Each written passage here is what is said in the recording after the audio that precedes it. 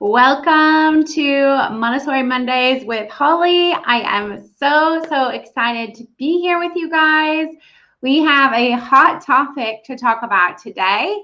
If you're just joining live and you don't know what we're talking about today, we're going to be talking all about toys in a Montessori bedroom. So let me know if you're here live. Say hi in the comments. Happy New Year. Happy 2021. 4 days in. I'm over in Australia, so it's actually 5 days in for me. It's Jan 5. Hopefully you guys are all doing well. I'm just going to quickly look in the Facebook group to make sure we are live and everyone can hear me. Let me see really quick. Okay, cool. Yes, I can see, and I can see someone here. Hello. Hi, Danielle. How are you? Thanks for joining live. So today we're going to be talking about toys in the bedroom. And I know I posted something earlier today, or probably about 12 hours ago now, but I posted something about do you have toys in your room, in the bedroom or not? And it kind of got a little heated, the discussion, which is okay. We're all allowed to have our opinion. We're all from different cultures, all from different homes. So as I always say with Montessori, there is no one size fits all, but these are the Montessori guidelines, right? So let me know if you're here joining live. Say hi in the comments. I can see a few of you are watching. So say hi and let me know how old your kids are, because when I do these lives, it's so much easier for me to kind of speak to who's watching. Do you have an infant? Do you have a 2-year-old or a 4-year-old? Let me know how old your kids are in the comments. Say hi.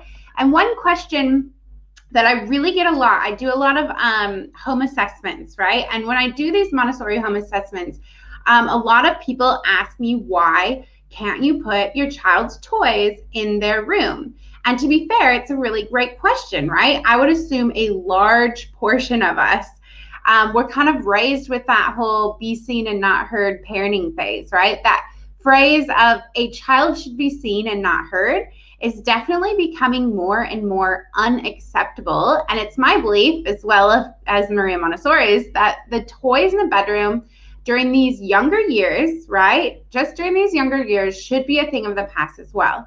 So love it or leave it. This is the Montessori advice for bedrooms. No toys in the area for sleep. And this is when I have parents that really get stuck on this idea that toys must be kept away in the bedroom or playrooms or whatever. And if that's you, that's okay. I just want to be here today to tell you, so you know why the Montessori guideline is what it is, right? So let's talk about why. Hello, 2-year-olds. Danielle says 2.5-year-old twins. Awesome. Another 2-year-old. Hi, kids are 4 and 2, 19-month-old. Awesome. I have a 1-year-old and a 3-year-old watching from Washington. Awesome. Okay, cool. So we have a pretty good group here, mainly 1, 2, and 3. So perfect. This is exact age that you're going to want to be thinking about this stuff, which is why I'm guessing you're here.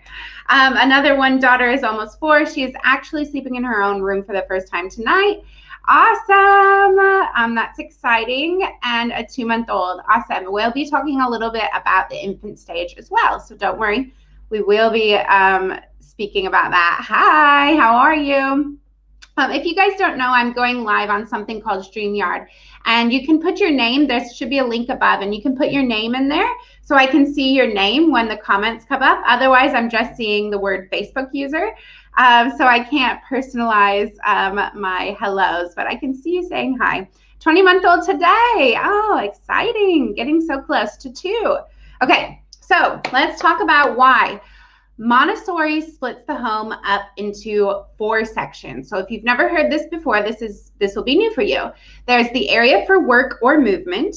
There's the area for sleep, the area for feeding, and the area for physical care, right? Those are the main 4 areas of a Montessori home. Now, you will notice that the area for work or movement is separate from the area for sleep, right? 2 separate areas of the home. And this is because work or movement is a distraction from sleep. It's really basic basic concept, really. There's really not too much behind it. But toys and play, if you are not familiar, are often referred to as work in the Montessori setting, right? And this is because a child needs to use, brain power. They're going to stimulate their mind to use these Montessori materials as opposed to that active toy that requires no brain stimulation, like those loud, flashy toys where you just push a button and lights go off, right?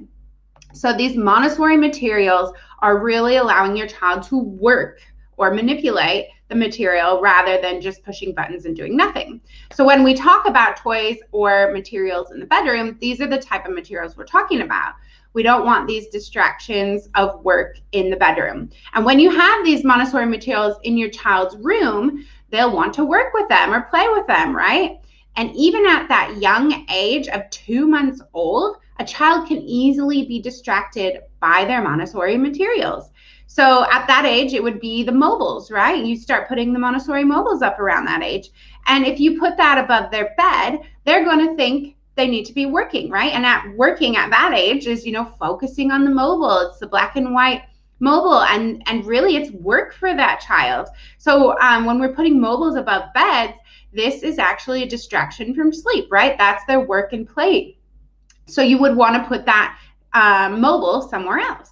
So hopefully this kind of shows you from this early age that this can be a distraction of toys or materials in the bedroom. And obviously as your child progresses, they're going to be much more distracted than an infant, right? The infant will lose interest very quickly. They don't have a high concentration level, of course. But as your child gets older and older, they'll be able to concentrate for longer periods of time, which means longer distracted periods. So to help your child understand that their bedroom is a place for sleep, you need to leave those toys out, right? Leave the toys out and struggle and leave that struggle of nap time struggle or bedtime struggle behind, because there's just no, distractions at all. Okay, so how many of you already don't do toys in the bedroom? Let me know. Give me a hands up. Raise your hand in the comments, or let me know in the comments. Do you already keep toys at a minimum in the bedroom? Now, excuse me. One thing I want to mention here is that when I say toys or Montessori materials, I don't mean quiet time activities, because I see there's a lot of 2-year-olds here. Sometimes children go through that sleep regression, and when you have a Montessori bedroom, you're giving them freedom to move around, right? And this is going to be something you can include quiet time activities. Trying to think of what that was called, quiet time activities. So this might be a few books and like a reading corner, or their favorite stuffed animal, or whatever it might be. I don't mean those materials. What I mean is the ones that really stimulate their brain and get them working and playing and concentrating. Those are the ones that I'm talking about, where Montessori guidelines really urge you to put them in the area for work rather than the area for sleep. Okay, so how many of you, let me see, I'm going to read the comments now. Only Teddy, nothing else. Awesome. You were on the right track there. Read about books. Okay, cool. Hopefully I answered that for you. Hi, Erin. Let's see. Okay, so yes, lovies are taking over. Yes, that's so easy. I think that was the GIF that I put on that comment earlier on that post. That is hilarious, because they do. I don't know. I guess they're just an easy thing to buy for, like grandparents. I feel like grandparents always bring those in. Eliza here, hello. This is her first time having trays of work in the bedroom. Yeah, so I would suggest in between the ages of 3 to 6, you could actually start bringing in some work for them in their bedroom. You could actually allow them to have that personal space where they are welcome to work in their room, especially when there's, brothers and sisters. This is a really great way to kind of give them that private, personal time.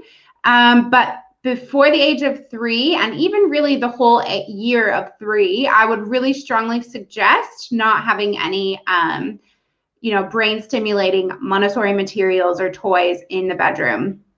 And a big part of that is nap, right? If your child is napping, this is a really big distraction at nap time. At bedtime, it's a little bit easier to get them to sleep because they've had a whole day of being awake and they're tired.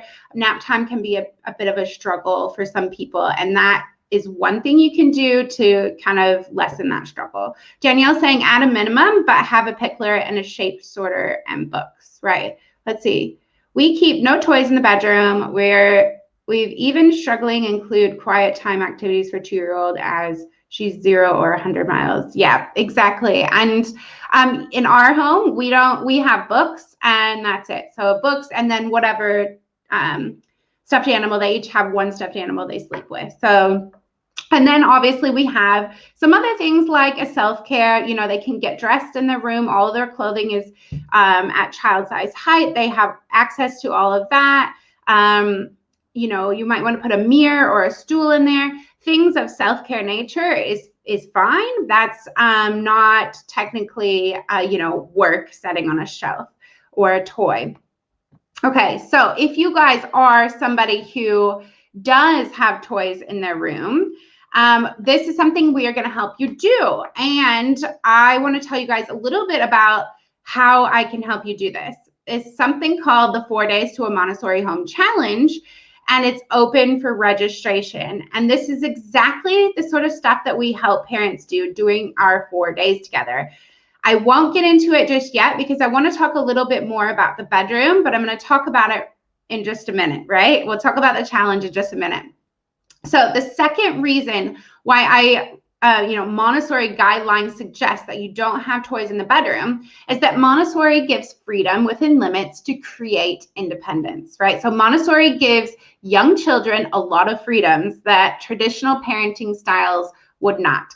So this includes something like a floor bed.